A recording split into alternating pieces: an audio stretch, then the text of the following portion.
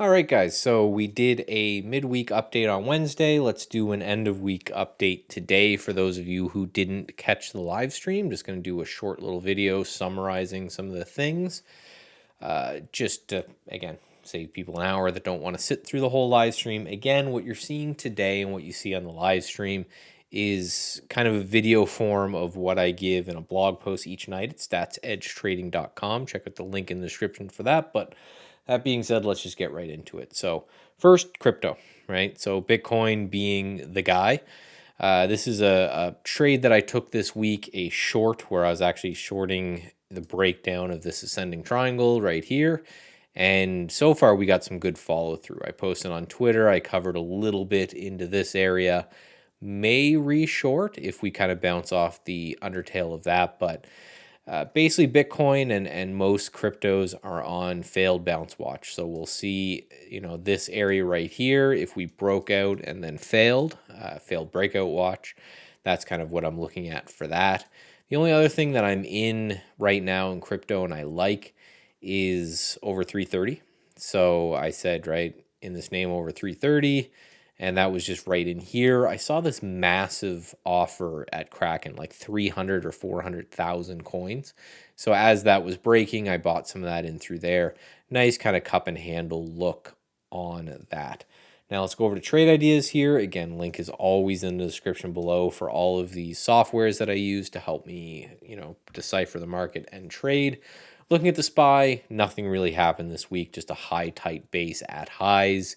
So there's nothing really there that I'm, super interested in one way or the other. However, if we delve in to the RSP, which is an equal weight version of the SPY, so there's less weight given to Apple and Google and Microsoft and all of these big names, you can see a little bit more weakness in this as well.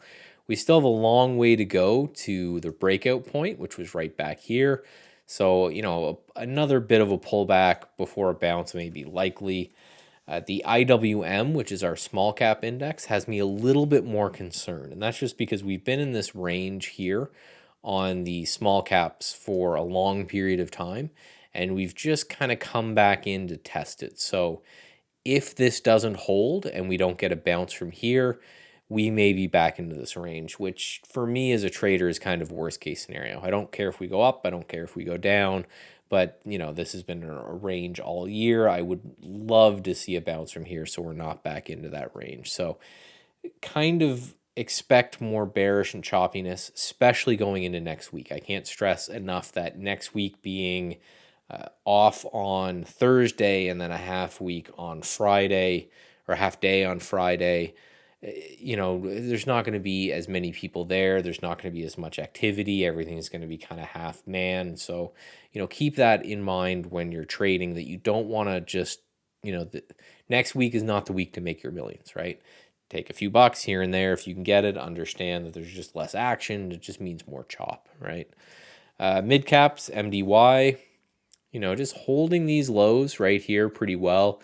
Need to see that hold further. Apple being the reason that the SPY is up, but the rest of these are down, just because this thing was a monster after breaking out of that base. Really all you need to see there. Take a look at XLF. This is something that has me a little bit concerned, but we're kind of coming back down into this area right here, and we put in a bottoming tail. So maybe we still have some hope for financials here with a bounce off of that.